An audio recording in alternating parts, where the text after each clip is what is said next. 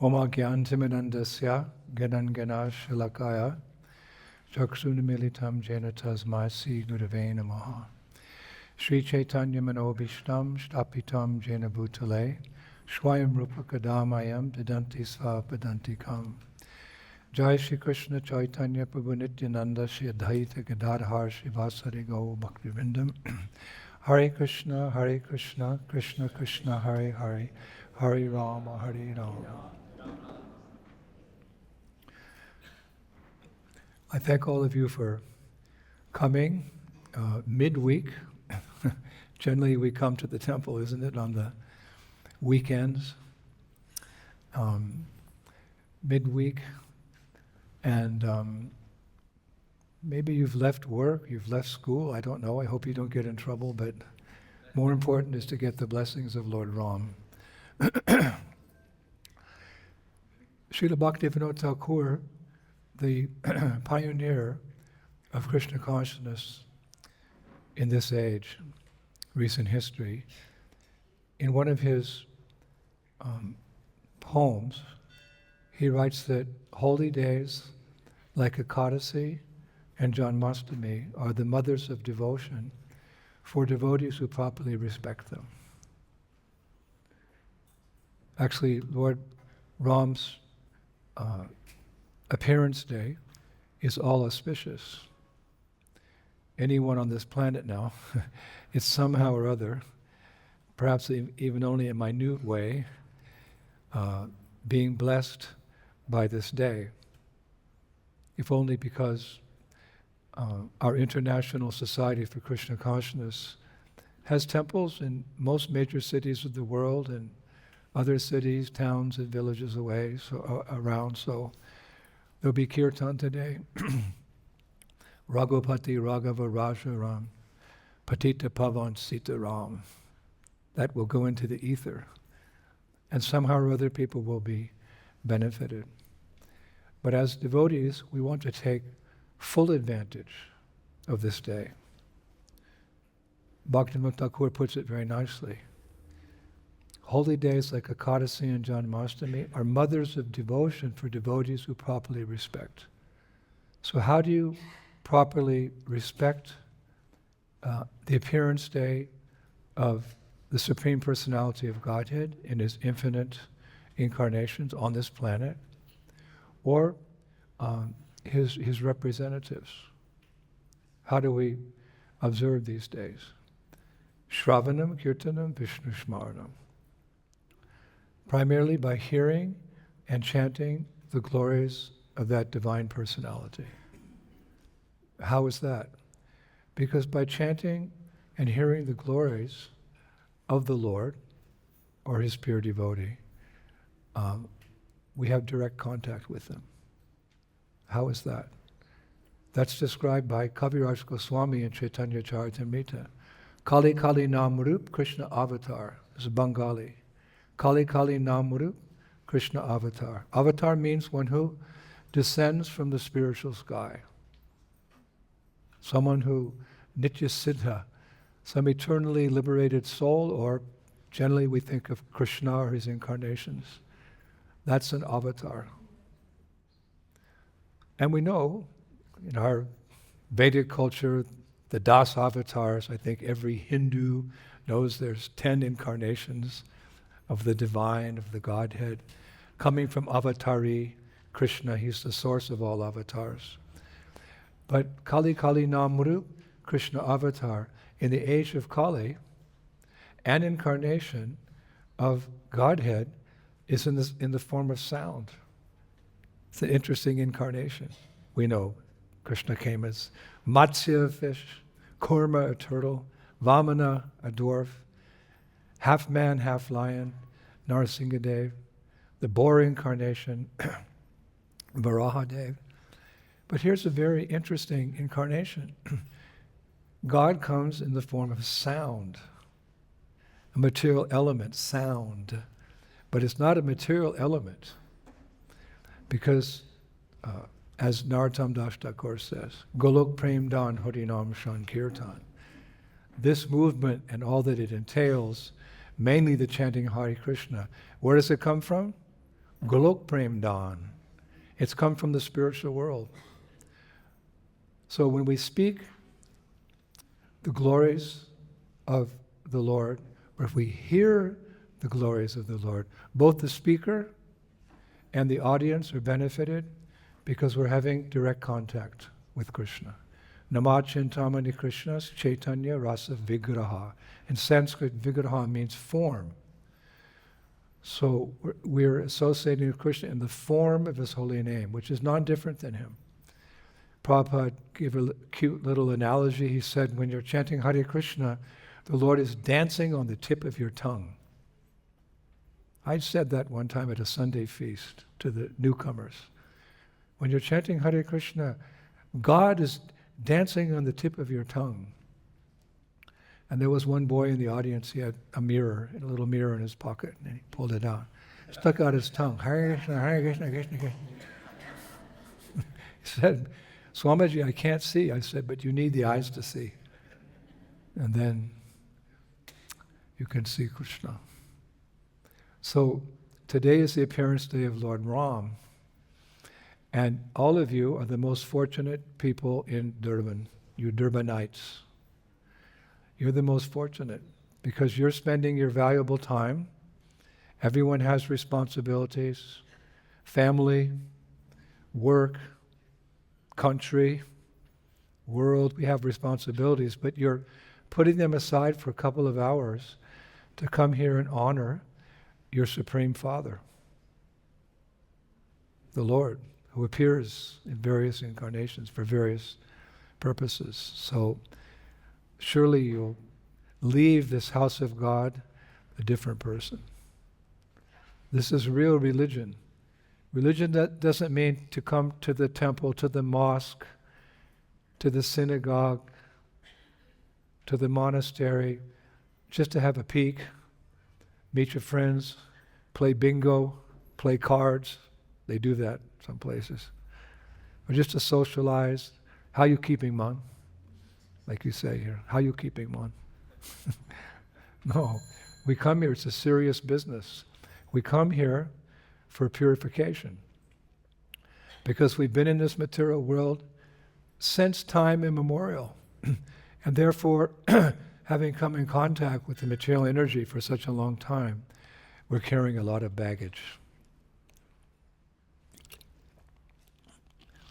Just like in Vedic culture, people bathe 3 times a day, in the morning, noon, and in evening, because being in contact with this world, especially now, it's such a contaminated place, the water, the air, the earth.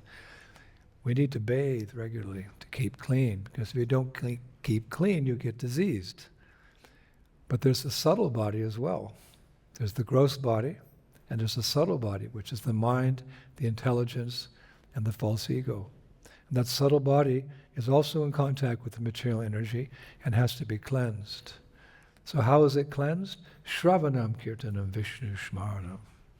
Hearing and chanting the glories of the Lord. Otherwise the subtle body will also get diseased. The mind will become agitated by so many things in this world. The intelligence will become perverted.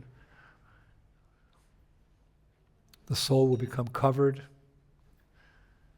Krishna says in Bhagavad Gita, like a mirror is covered by dust, fire is covered by smoke, or the womb, the baby is covered by the womb. The soul can also be covered. So all that cheto dharpa marjanam, it can be cleansed by shravanam, kirtanam, Vishnu Shmaranam. So you're doing the best thing. You're coming here today. This is the best use of your time. Even if you get in trouble. You're supposed to be in school, some little ones here. It's Wednesday. My little best friend. Or you cut out from work some white lie. I'm not feeling good today.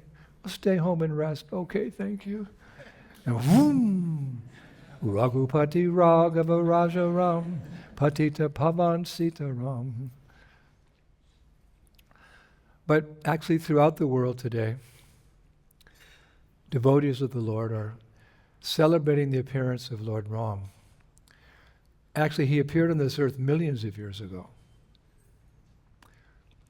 And his glorious deeds are still being celebrated.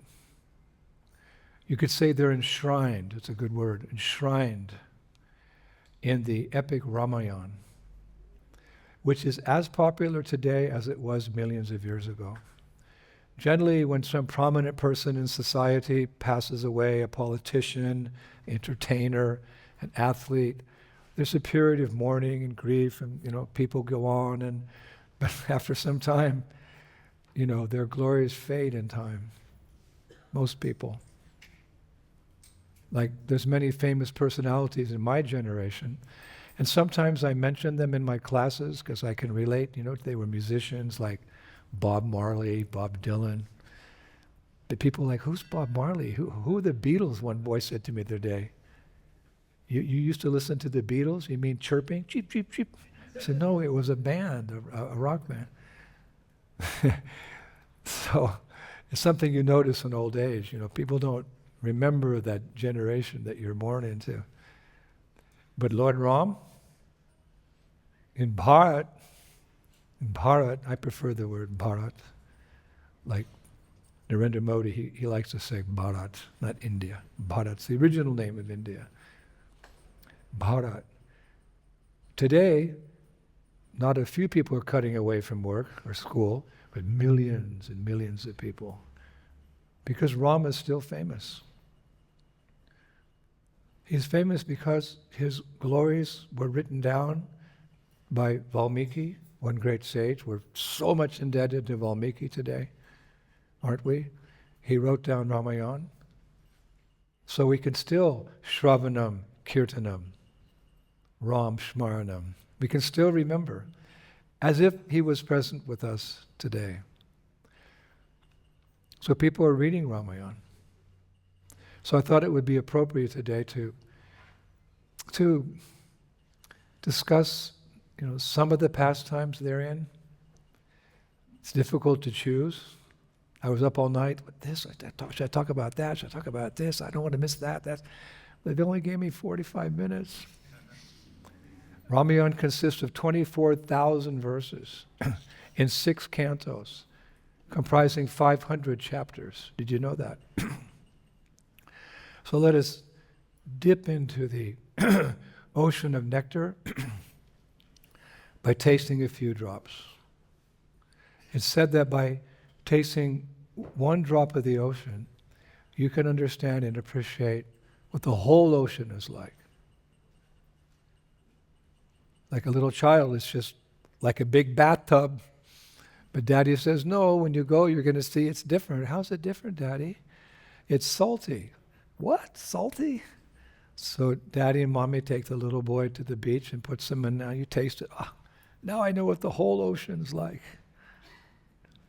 So by getting a drop of Ram Katha, Ram Leela, we can get a little appreciation for him. And that drop will nourish the Bhakti Lata Bij, the seed of devotion for Krishna and all that is Krishna conscious in our hearts. Now I think that all of us, without exception, are aware of the pastimes with the basic theme of the Ramayana, where the evil tyrant Ravana, I don't even like to say the name of these asuras. Do you know what Ravana means? Ravana means he who makes the universe scream. He who makes the universe scream in terror. Like Hiranyakashipu, Kamps, Shishupal, Putana. Their lives were full of horrific activities. Hiranyakashipu conquered the 14 worlds. Ravana also conquered the 14 worlds. Very powerful asuras. No one could bring him down. But his downfall is when he kidnapped the goddess of fortune, Sita Devi. That was his downfall. And he couldn't even enjoy her. He kidnapped her. Lakshmi, the goddess of fortune. Lakshmi is not just, throwing gold coins down on the earth planet like you see in some of the paintings in India. She's a source of longevity, source of intelligence, source of wealth, source of health. Whatever we consider opulent comes from Lakshmi Devi. So he thought by kidnapping the goddess of fortune, he would have so much enjoyment. But he couldn't actually enjoy her. Although he took her to Lanka, yes, in the Ashok garden, he couldn't enjoy her. Why?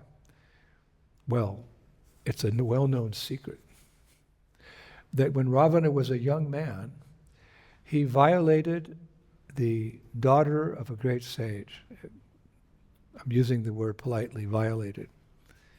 The daughter of a great sage.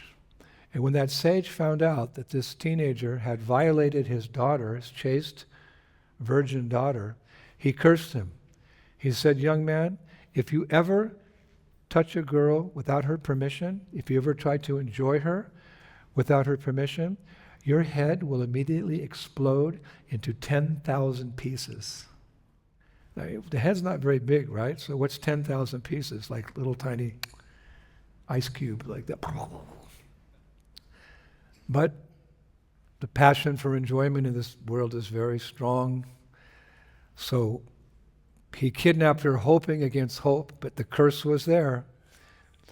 When a sadhu blesses you, that blessing goes very deep. And when a sadhu curses you, that curse goes very deep. So he couldn't enjoy. Try as hard as he could. The only way that one can take the blessings of the goddess of fortune is to please her husband, Lord Narayan. If you please Lord Narayan, Lakshmi is automatically pleased. So the secret for whatever material facilities we may need, because we're sadhus, we don't take according to our greed, we take according to our need. So we don't need so much in this world to be happy. We're happy because we have our mala. We're happiest when we're chanting Hare Krishna, Krishna Krishna, Hare Hare, Hare Rama. But there's things to be done to maintain the body, our beloved family, contribute to our neighborhood, our country. We have these dharmas, but the ultimate dharma, sarva dharmam parichaja, is our service to Krishna. So we're happy with the minimum. We're not thinking about what we don't have. We're thinking about how much we have, how much mercy we have. We can hardly take advantage of it all. Puja, nam, dham, prasad, sadhu sangha. We have so much. So we're not lamenting like that. So he was a frustrated person. He didn't know the secret. Worship Lakshmi Narayan. And you'll have all the facilities that you need. You'll get her blessings in that way, as much as you need. To be peaceful, to worship Lord Rama. So, it's actually the eternal love story, the original love story. People like novels about love, they like movies about love. There's all kinds of songs about love. All you need is love. She left me, now I'm sad. It's all about love, mundane love, which is like iron compared to gold. Love in this world is like iron, and love in Krishna consciousness is like gold. It's a whole different thing. Love in this world generally is more like lust, I, me, and mine. But love in the spiritual world is like the gopis. They never ask Krishna for anything. They just want to serve him and see him happy. And if Krishna is happy, his parts and parcels are happy. That's the whole secret to life. In one sentence. And they're trying so much in desperate ways to be happy. So the original love story, which just illuminates the hearts of all bhaktas, is when Ravana kidnapped Sita and took her to Lanka. He had a chariot of donkeys. We can understand someone sometimes by their car. oh, he's got a BM, right? He's got a Mercedes. He must be doing well, you know. Or he's just got some jalopy old. That's so good. So, you know, we are the sun god. He traverses the skies in the evening to check everything out. He's got a chariot of beautiful white horses. Arjuna had horses as well. So he has donkeys. Ravana. So Ram was looking for her everywhere. We're jumping ahead many chapters. I could, there's, like we have the Bhagavat Sapta. We speak 1 month about, Krishna Leela, especially in Kartik, Lord Damodar Leela. Ram Katha, I could sit here for 50 years and not conclude. But anyway, she was kidnapped. Ram searched for her everywhere. But when he heard, it's a long story, that she was in Lanka, he sent his most devoted servant, Hanuman. Like if you have an important mission, you make sure you send your best man or your best lady. You send them, please, you go. And I'm not able to go. You please accomplish this. Just like when Lord Chaitanya, or let us say Bhakti Siddhanta Saraswati Thakur, wanted to take the Sankirtan movement historically to the West for the first time, for the world. Bhakti Siddhanta Saraswati took his best man. Srila Prabhupada ki. And we see that he served above and beyond the call of duty. The best man. Bhakti Siddhanta Saraswati Thakur said, you spread this message of Gauranga in the English-speaking language, which is, you could say, a worldwide language. If people have any second language, it's not French or German or Dutch or Afrikaans. It's English. It's just, how things are in the world, for whatever reason. Very intelligent. Just preach in the English-speaking language. Prabhupada did. His best man. No one can deny. Even so many of Prabhupada's godbrothers conceded to that, like Sridhar Swami. Prabhupada was very close to his godbrother, Sridhar Swami. He said, after seeing what Prabhupada has done, he's a Shaktavish avatar. We're speaking about an avatar today, the Lord himself. Shaktavish avatar means that he's especially empowered by Krishna to do the work of Krishna. I heard Prabhupada say one time, Lord Brahma, he can create a universe, but a pure devotee can deliver a universe. And we'll see in due course of time how Prabhupada has accomplished that. Not in my generation, maybe not in your generation. Maybe we'll be fortunate to take birth again and again and again and serve this divine mission of Srila Prabhupada. And in the end, to see the whole world is chanting, Hare Krishna, Krishna Krishna, Hare Hare, Hare Rama, Hare. And then we go back to Godhead. We go back to Godhead when the mission of the Guru's accomplished. That's when we go back to Godhead. That's my understanding.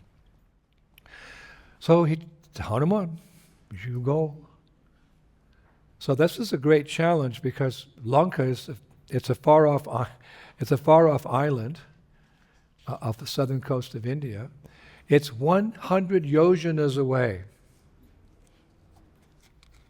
100 yojanas. I calculated a yojana. That means it's 1,300 kilometers away. I didn't have to look on the map. I could have easily just checked the map and said, 1,000. But I checked out the size of a yojana and I multiplied it, and it's 100 yojanas is 1,300 kilometers away. So here's a monkey. Of course, he's no ordinary monkey. He's a Varana. The Varana is a special race of monkeys, but just for practical purposes, how's Hanuman going to jump 100 yojanas? What he did is he went to a nearby mountain. Have you been to South India? Rameshwaram, Setabandhu. Some little mountain there. And he crouched down and boom! He jumped with such force. The acharyas say gold and silver started oozing out of that mountain. I tried to find that mountain when I went to South India. pick up some gold for the Polish tour and the Rishikesh festival and the Sadhu Sangha retreat in America. Rath Yatra on the Durban beachfront 2025. So he crouched down and he bounced up and gold and silver started oozing out of the mountain. Don't think it's mythology. It's all true. We just don't have the eyes to see. We're born in Kali Yuga. What do we see? Just iron. And then Varuna, as he started crossing over the ocean, Varuna, the lord of the sea, saw Hanuman flying over. What is monkeys flying? Monkeys don't fly, they jump. Just whoosh. He said, oh, this great devotee is flying over my ocean. So he's a devotee, he's a devata, and devatas, they know their position. People worship them as supreme, but the devatas know they're subordinate to the Supreme Lord. They get all their potency from the Supreme Lord. Just like Ganesh. People worship Ganesh. I see in all the houses, little Ganesh is there in the entrance. Huh? Where does Ganesh get his power from? He removes obstacles on the path of devotion, as far as we know. He has his two little tumuli, those little kind of antennas are kind of cute. Where are they? They're wrapped around the lotus feet of Narasimhadev. This is where Ganesh gets his potency, from Narasimha. So devatas, they know their position. So Varuna, he's flying. So he called a mountain. He called a mountain, Manika, to assist Hanuman. Manika was a mountain of solid gold resting on the bottom of the ocean. Because what are islands? Islands are only the tip of a mountain that's at the bottom of the ocean. That's what people think islands are floating or something. Like, hello, mountains are... islands are not floating. Islands are the tip of a mountain which goes down to the bottom of the seabed. So the Manika personified, because, well, she was resting at the bottom of the ocean. So Varuna said, come on up and get up in the sky and give a resting place for Hanuman on this mission. 100 yojanas for a monkey. It's a long way. Needs a break. So Manika came up. Beautiful, solid gold mountain. I tried to see that, but in South India I couldn't see. I couldn't see the gold and silver. I couldn't see the mountain, but anyway. So Hanuman saw this beautiful shimmering mountain in front of him. He said, what is this? And Manika said, I am your servant. I've come to give you a nice resting place. Hanuman was tired. He said, I'm sorry, I don't have much time. Sita's in difficulty. Such bhakti. Putting aside all his own interests, even his own comfort, he said, Sita is in difficulty.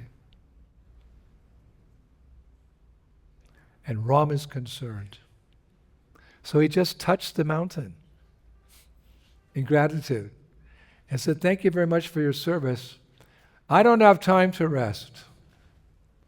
So this is the determination of a devotee.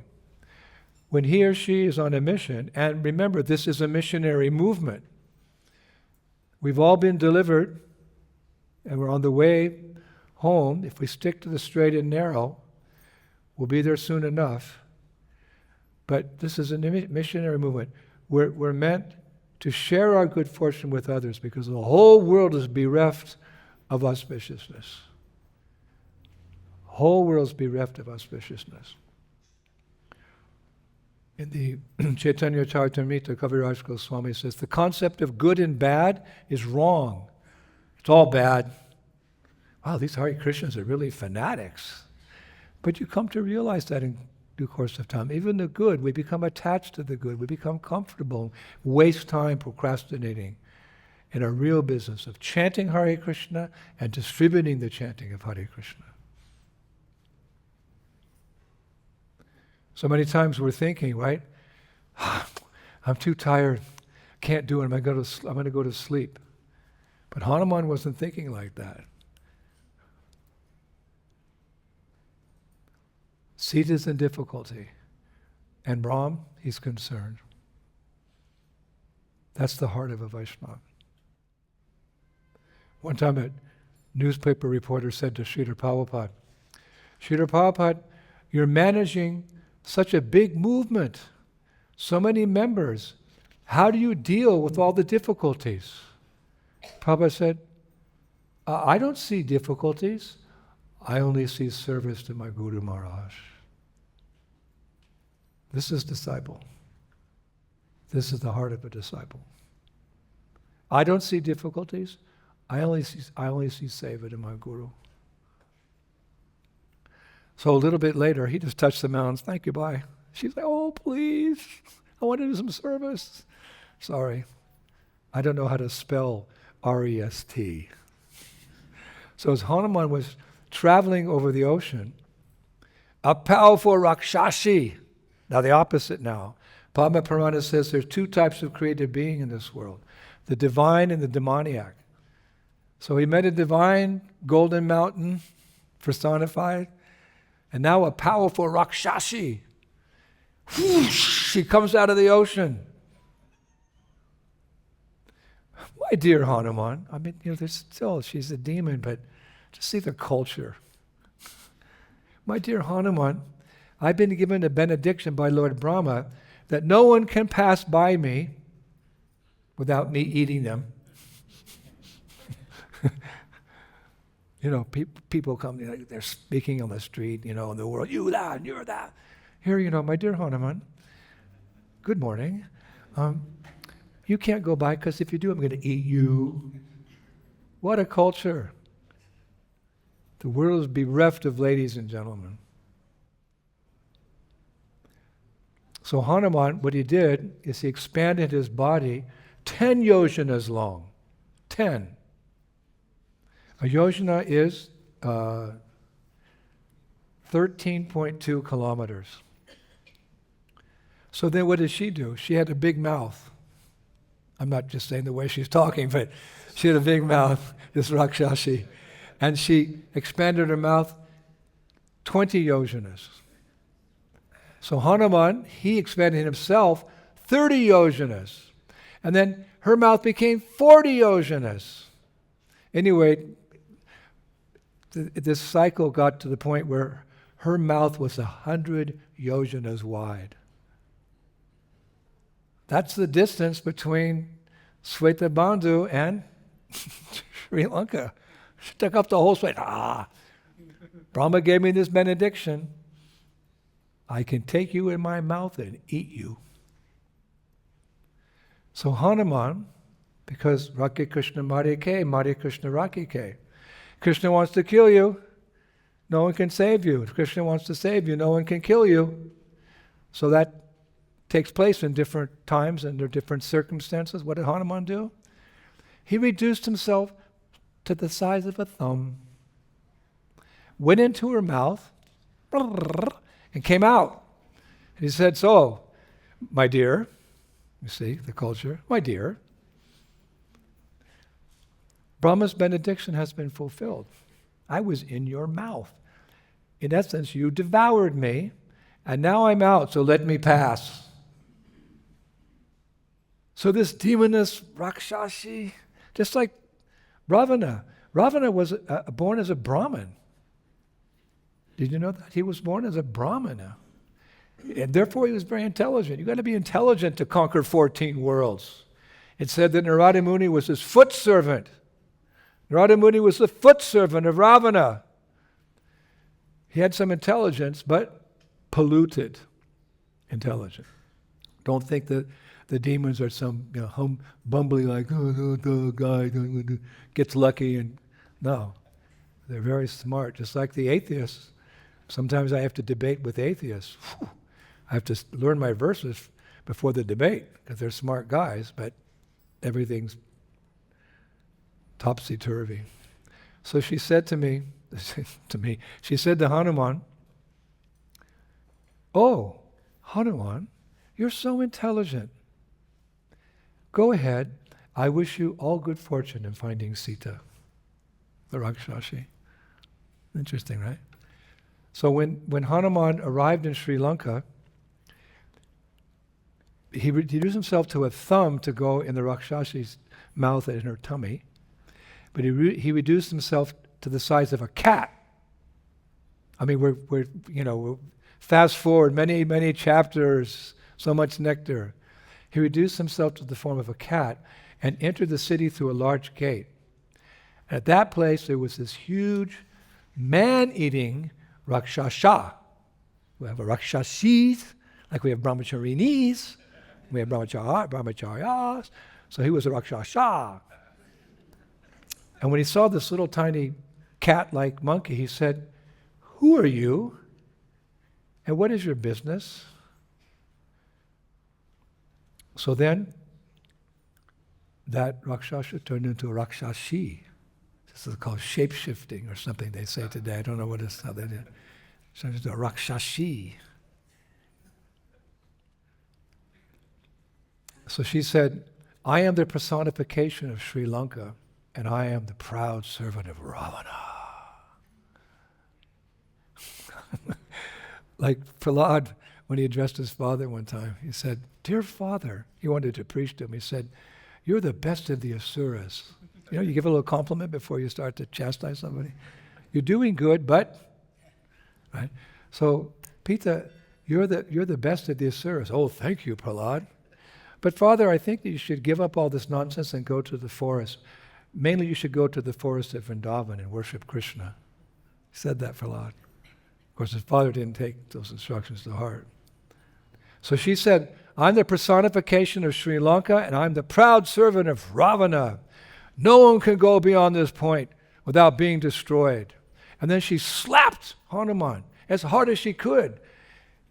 But it didn't faze Hanuman. He just stood there. And what did he do?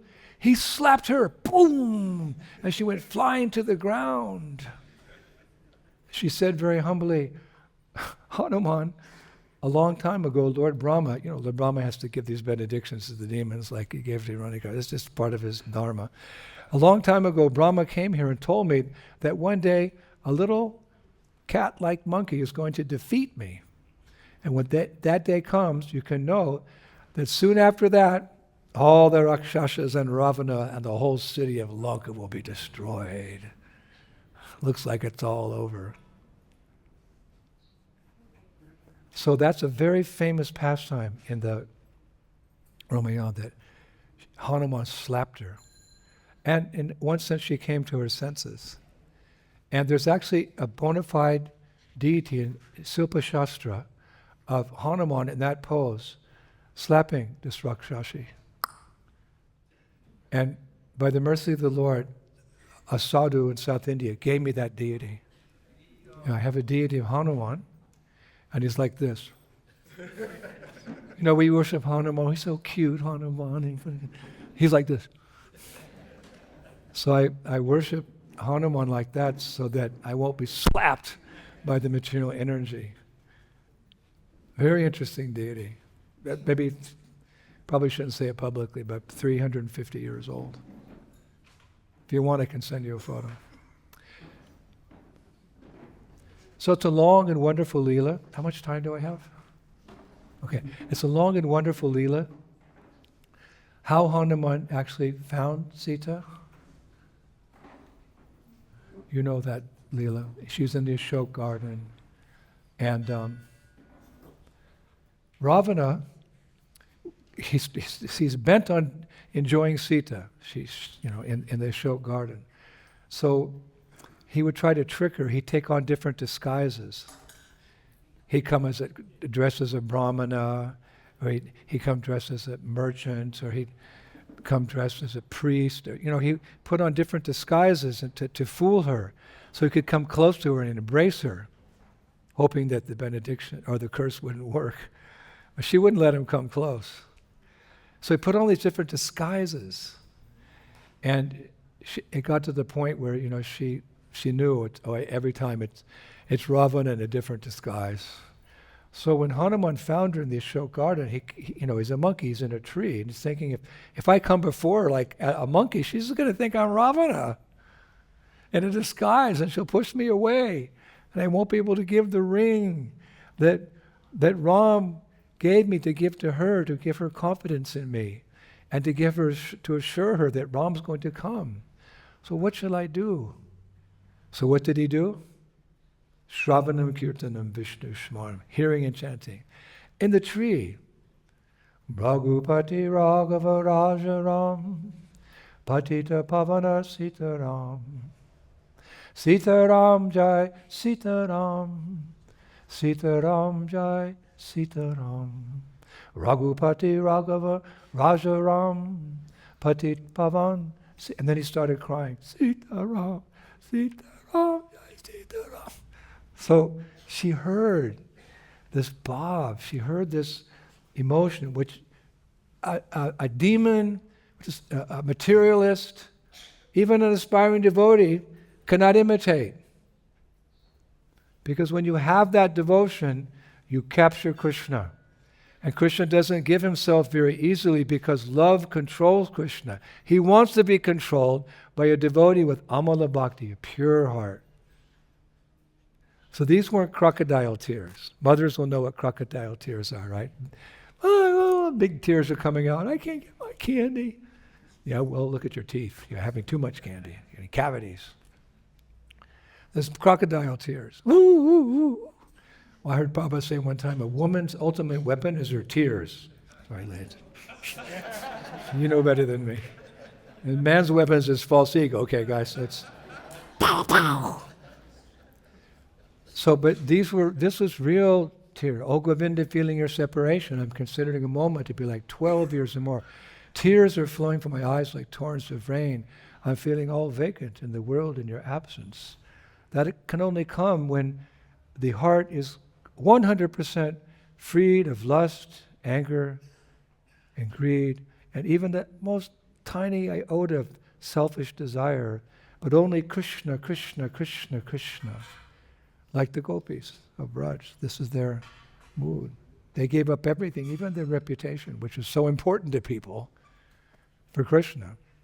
So though gopis don't cry crocodile tears. Those are the real tears that we someday hope will come to our eyes while chanting Hare Krishna, Krishna Krishna, Hare Hare, Hare Rama. So she looked up and she saw Hanuman. Now she saw a monkey, but she wasn't afraid. You know, if you're in Vrindavan, you are afraid of monkeys, I tell you.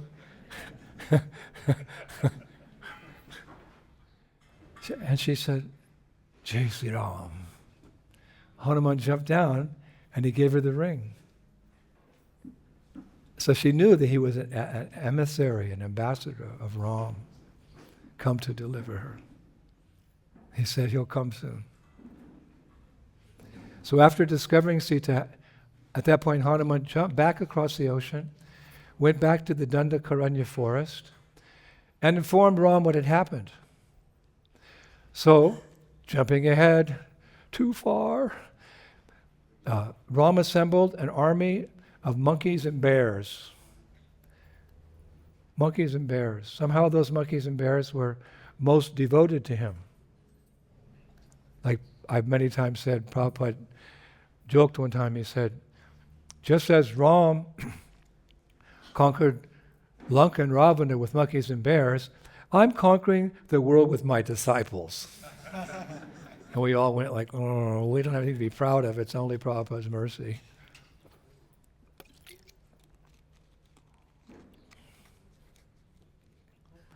And he had that army go down to the southern coast, Rameshwaram, or Setamandhu. And Ram was looking at the ocean, and he was thinking, how am I going to cross this ocean? Now wait a minute.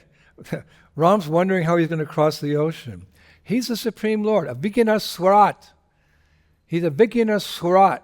Prabhupada used to like that terminology. It means God is present everywhere through his energies, which are not different than him. Therefore, he knows everything. So it's not a big deal for him to... But devotees are always pulling on that Like the girls, right? When remember you're 2 years old, mommy, give me this, on your sari or your gopi dress, whatever these days. Mommy, give me. So devotees are always pulling on Krishna. Hare Krishna, Krishna Krishna, Hare Hare, Hare Rama. Give me service. That's the meaning of the mantra. Prabhupada would often say, the meaning, oh my Lord, oh do energy of the Lord, Sri Radhika, please engage me in your service. Because we've been bereft of that service for billions and billions and billions and billions of lifetimes. Therefore, when you get the service, even a small service to Radharanath, you get to sweep the floor. Or take your little baby out and feed her so she can grow up and be a pujari. Shishi Radharana. Even the smallest service, it's so satisfying because that's our connection to Krishna. Krishna says, I can only be understood as I am by the process of devotional service. So it resuscitates us. It delivers us. And it gives us service in some kunj, in Vrindavan, forever and ever and forevermore. So service is our lifeline. It's our lifeline. So knowing this, Ram, he didn't just do it himself. He gave the service to the monkeys and bears. Okay, you guys build a bridge.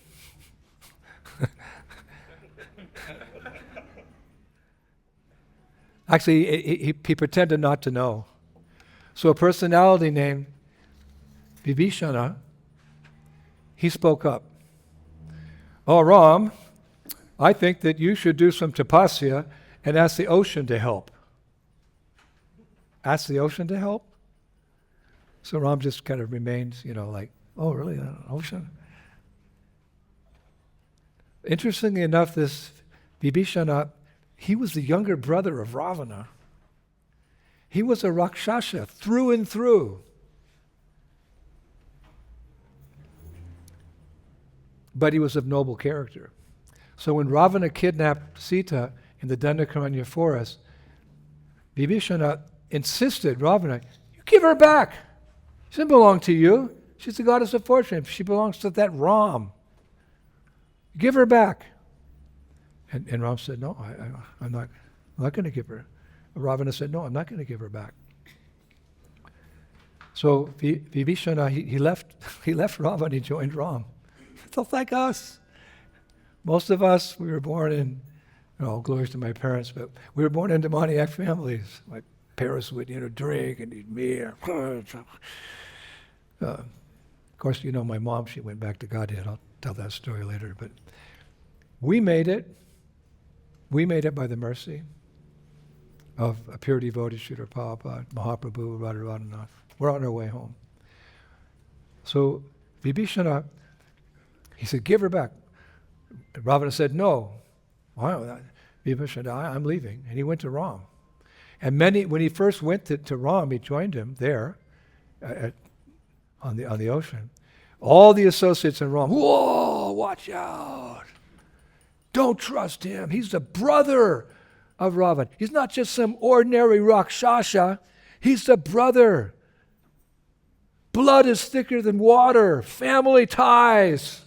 He's attached. He's some spy. He's KGB. Sorry. He's CIA. Whoa. I don't know what you have down here. But after hearing different opinions, Lord Ram gave his verdict. Because why? He's in the heart of every living entity. He knows us through and through. You try to keep some secret of all secrets. He knows it before you even knew it. He knows your heart. So he gave a verdict to all aspiring devotees of the Lord. Ram, he gave a verdict to all those of us who know our hearts. I am my worst enemy. I know the attachments I'm holding on to. I like name and fame. I like to sneak out. All the skeletons in the closet. We're trying to get rid of them, but just doubts are demons. just to have a doubt, is it like really true? One time one of my god sisters said to Prabhupada, is it true, Prabhupada, God's blue and he's a little boy and he plays a flute and he dances with girls at midnight and in autumn? Prabhupada said, do you think I would cheat you? Do you think I would cheat you? Oh, no, Prabhupada. So doubts are also demons. It's described in Bhagavad Gita. So even though we're not crying yet, so there's something there resisting in the heart. But still, Lord is so kind. What did he say at that time to all the doubting that Vibhishana shouldn't be accepted? He said, Sukrit eva pananas yas tavasmiti cha yadshite abhayam savada tasmai tadam yetat pitam mama. Such important. Listen to this. It is my vow that if one only once seriously surrenders unto me, saying, my dear Lord, from this day on I am yours, and prays to me for courage, I shall immediately award courage to that person, and he will always remain safe from that time on. Does it make you feel better today? That is my vow that if one only once seriously surrenders unto me, saying, my dear Lord, from this day on I'm yours, and prays to me for courage, I shall immediately award courage to that person, and he will always remain safe from that time on. So please repeat after me. My dear Lord Ramachandra, from this day on, I am yours. Thank you. You're accepted. Irregardless. Jai Sri Ram! Jai Sri Ram! Jai Sri Ram! So Ram followed this Rakshasa's advice, Vibhishana. He accepted what was really very deep in his heart, Krishna consciousness. So he sat, what was Vibhishana's advice? Do some austerities and ask the ocean permission. Get the blessings of the ocean to pass. So the Ramayana, Canto 6, Chapter 21, describes Lord Ram's penance. Lord Ram did penance. If Lord Ram can do penance, we can do penance, right? We can follow the 4 rules and regulations of devotional service. Just to show us the path of devotion. He did penance. And the Ramayana says like this, thereafter Ram, the annihilator of enemies, spreading sacred grass on the seashore, made a respectable salutation by joining his palms to the great ocean, and his face turned eastward, laid down with his arm resembling the body of the snake as his pillow. Remaining there for 3 nights, Ram, who was skilled in policy and fond of piety, waited upon the ocean, the Lord of rivers. Doing penance, he wanted to have a darshan with the guy who's in charge of the ocean. A master's, respectful to his servants, to their duty. He's encouraged them. He agrees that he's glad that demigods are doing things to help run the universe. So he did some penance, but ocean didn't come.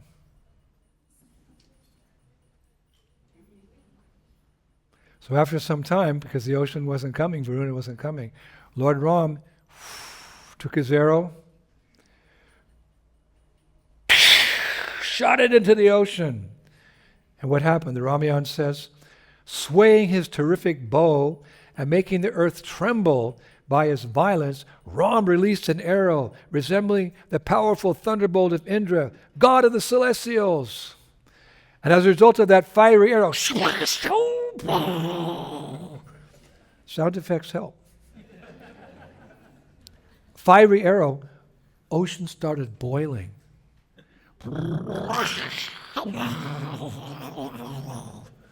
That's an arrow and that's an ocean boiling. And when all the aquatics started screaming, the ocean personified came out with folded palms. Now I found, because I wanted to know like what happened next, but I couldn't, in the Ramayana I couldn't the edition of the Ramayana I had didn't describe like what happened when Varuna came out. I found in the Skanda Purana last night, 1 o'clock in the morning, the personified ocean, the Lord of rivers, wearing a wreath of pearls, with his eyes resembling lotus leaves, bearing a beautiful garland made of all kinds of flowers on his head, with ornaments of refined gold, adorned with excellent jewels, made of pearls from his domain, decorated with different kinds of gems and metals, resembling the Himvat mountain, wearing on his broad chest a locket, shielding a white luster, resembling a Kaustubha gem, with a multitude of waves whirling around him, encircled by the clouds and winds, escorted by rivers like the Ganges and the Sindhu, endowed with diverse forms resembling various deities, approached Ram with joined palms, who stood with arrows in hand, and addressed him as Ram. Jai Sri Ram! Jai Sri Ram! Jai Sri Ram! And said the following words: O beloved Ram, earth, wind, water, and light remain fixed in their own nature. Therefore, I am fathomless, and my nature is that it is impossible to swim across my waters. No one can cross my waters. But now, subservient to you, because my ocean's boiling, I'm telling you now how to cross over me. Oh, excellent Ram, there's one Varana monkey named Nala, the son of Vishwakarma. Let this greatly energetic monkey build a bridge across me. That's where the bridge comes from. Varuna, he suggested it. He had to, he had no choice. It's getting hot in here. Woo! It's like the bathtub's getting too hot, I'm out. So under Nala's guidance, it's a long story, but Nala's guidance, the monkeys and bears in Ram's army, they began building a bridge. They actually, initially they were gathering trees, shrubs, grass, but then they started getting rocks and boulders from everywhere. And they started throwing them in the water. And they were sinking. So there was no bridge going down to the... So then, I forget who it was, they said, just write the name of Ram on the boulder. See what happens. So Hanuman wrote Ram. Poof, big boulder. Poof, boom. Just like a little raft. It floated. See the power of Ram's name. Therefore, when my godbrother Pusta Krishna used to chant japa with Prabhupada, one time, he's chanting next to Prabhupada, Hare Krishna, Krishna Krishna, Hare Hare, Hare Ram, Ram Ram, Hare Hare. Prabhupada said, what type of nonsense are you chanting? Prabhupada, I'm chanting the Maha Mantra. You're not chanting the whole mantra. It's not Rama, it's Rama. Hare Rama, Rama Rama, Hare Hare. Of course, sometimes when we chant fast, in our mind we're saying Rama, but Ram comes out. There's some tapes like that, but that's the mantra. There's how many syllables? 36? 2? 32. And if you miss 2, it's like, your doctor gives you a prescription, antibiotics for 6 weeks, and you cut out the last 2 weeks. You won't get the right result. Repeat after me. Hare Krishna. Hare Krishna. Krishna Krishna. Hare Hare. Hare Rama. Hare Rama. Rama Rama. Hare Hare. Spasibo Bolshoi. That's Russian. My good friend, I'm with him all the time. I'm hearing these Russian words. Spasibo Bolshoi. Hare Krishna. Da. Now, here's something really interesting if I have time. The Skanda Purana gives a detailed report of construction.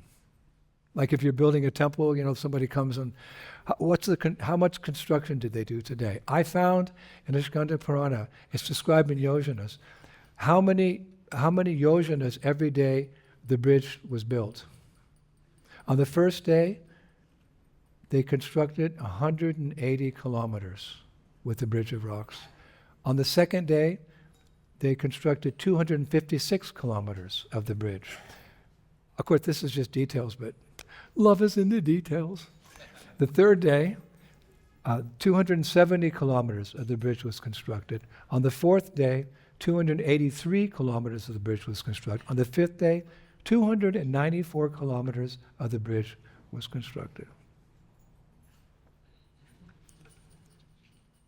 Isn't that interesting? Jai Sri Ram! Jai Sri Ram! Jai Sri Ram! Death to Ravana!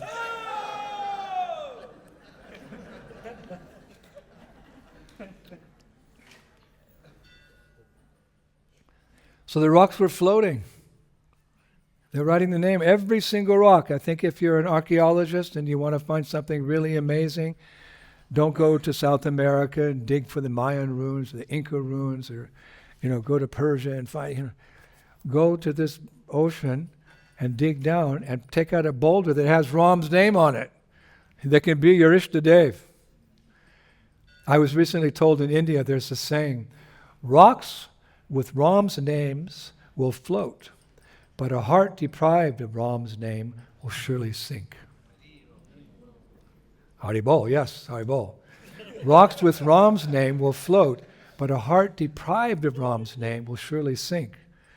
So what's a heart deprived of Ram's name? Somebody who's not chanting Hare Krishna, Krishna Krishna, Hare Rama.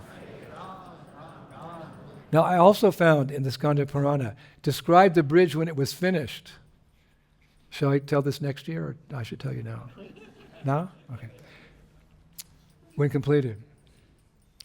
This beautiful and lovely bridge, constructed across the ocean, the abode of alligators, shone brightly like a Milky Way of stars in the sky. This beautiful and lovely bridge, constructed across the ocean, the abode of alligators, don't go surfing there, shone brightly like a Milky Way of stars in the sky. All our scriptures, all the acharyas and all the poets, they speak in such a way as to elicit feelings of love from within our, even for an ocean, even for a bridge. They're constructed by the faithful servants of Lord Ram. So Lord Ram and Lakshman crossed the bridge, and the monkeys followed. You really want to know what it sounded like or what it looked like? Skanda Purana says, after, Ram and Lakshman had crossed, that's the etiquette, right? So the monkeys came, and there's thousands of them, millions of them. Some monkeys went along the middle of the bridge, Skanda Purana says. Some others went along the sides. Some others were jumping into the water. Some others marched forward on the path. Some monkeys entered the sky and flew like Garuda the eagle. The terrific sound of the ocean was covered up by the great sounds of these terrific monkeys who were crossing the sea, eager for battle with Ravana and his hordes of Rakshasas. Jai Sri Ram! Jai Sri Ram! Death to Ravana! Thank you. So because of these very amazing pastimes, the Skanda Purana glorifies this place where we're mostly speaking about today. Rameshwaram. Seta Bandhu. Seta means bridge and Bandhu means, in this sense, a boulder. It glorifies that place. And I would encourage you, next time you go to India, you go to Vrindavan, Mayapur, and Rameshwaram. Because hopefully we're planting a seed of spiritual desire in your heart that will one day fructify. So here's glorification. Oh, that's just where they started. What's the big deal? They're on the tip of the continent and they just, build a bridge, they walked up. No. Everything tadiya connected to Krishna consciousness is divine. The paraphernalia used by the Lord, it's all divine. The food that he eats is divine. Everything's divine in Krishna consciousness, becomes transformed. So that place, that tip of India, Bharat, this is what Skanda Purana describes Rameshwaram like. The dust particles on earth can be counted. The stars in the sky can be estimated.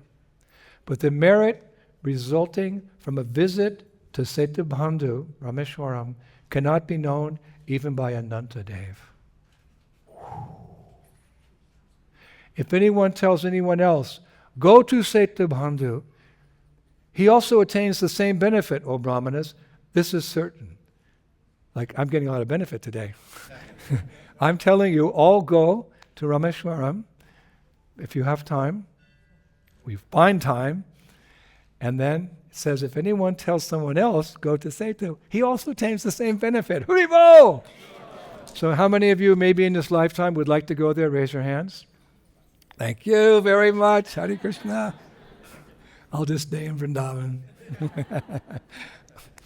If a person lies on the sand of Setu and the particles of sand stick to his body, O excellent Brahmanas, as many sins of killing Brahmanas as there are in sand particles on his body are destroyed.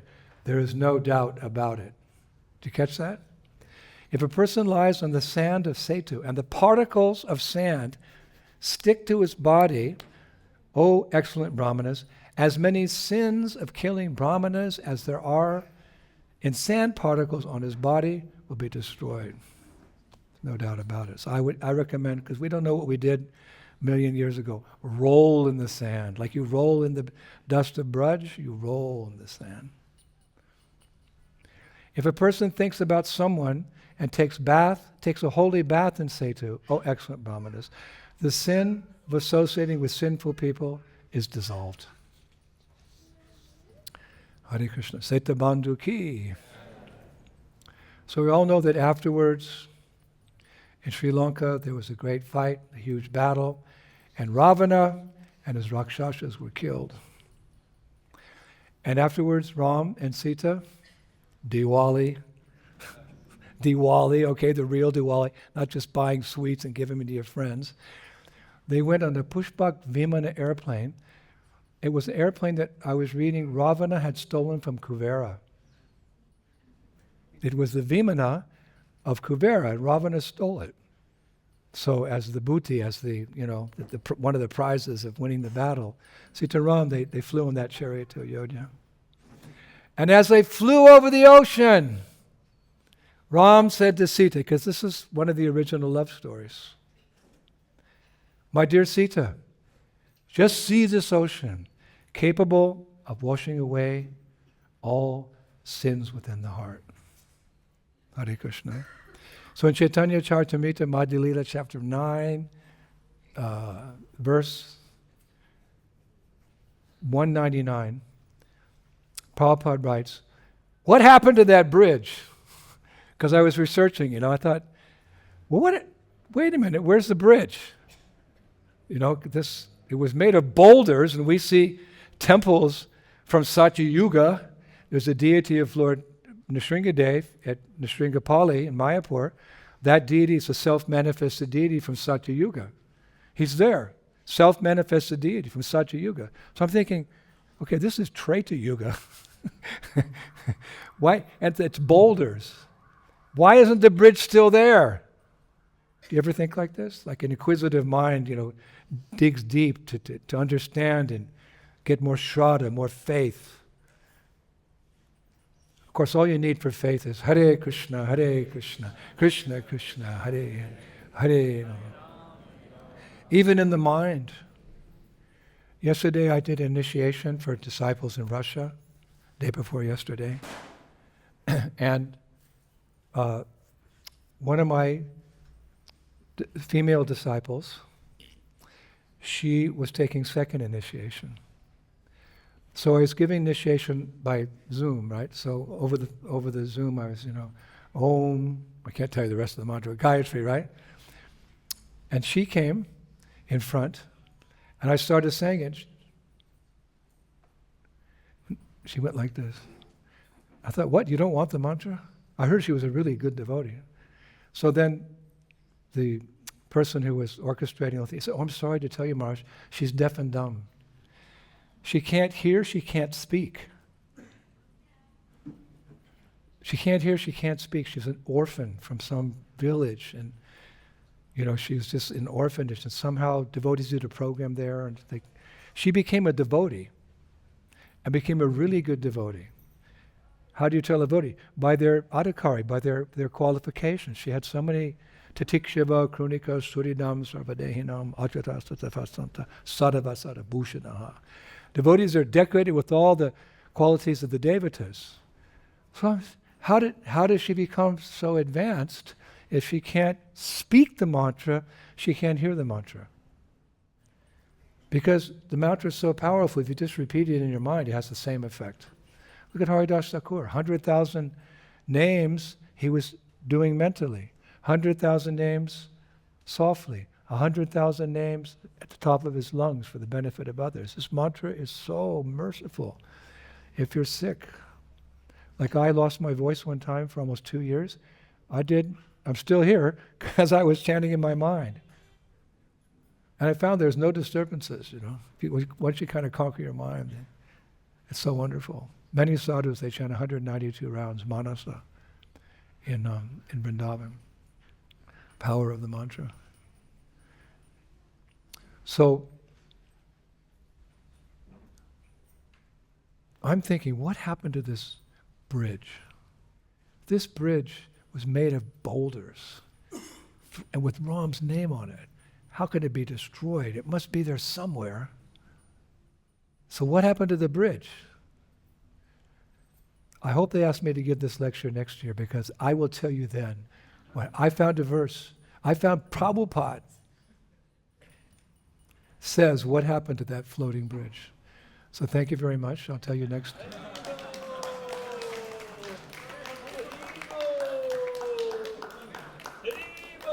He already knows. So how many of you would like to know what happened to that bridge? Okay. Boo. Prabhupada, Chaitanya Charitamrita, Madhya Lila, chapter 9, verse 199, purport. It is said that on the request of Ravana's younger brother, Vibhishana, Lord Ramachandra destroyed the bridge to Lanka and his bow while returning to his capital. Don't ask me why, but Vibhishana, that was his request. For some Krishna conscious reason, it was destroyed. But I've heard that they found parts of that bridge, underneath now today, which gives credence to this. But Prabhupada gives a special benediction in that same purport. It is also said that one who visits Dhanustirtha, or Setubandhu, Rameshwaram, is liberated from the cycle of birth and death, and that one who bathes there gets all the fruited results of performing the yajna known as Agni Shtoma. Srila Prabhupada, hey! Nice benediction. These benedictions are necessary because to get to the platform of prema, we have to remove the material desires, and it's very difficult on our own, so we depend on the mercy of Hari, Guru, and Vaishnava. Here's a blessing from Prabhupada. Cleanse your heart by going there. You can be liberated from the cycle of birth and death. If you take a bath, you get all the benefits of doing an Agni Shtoma.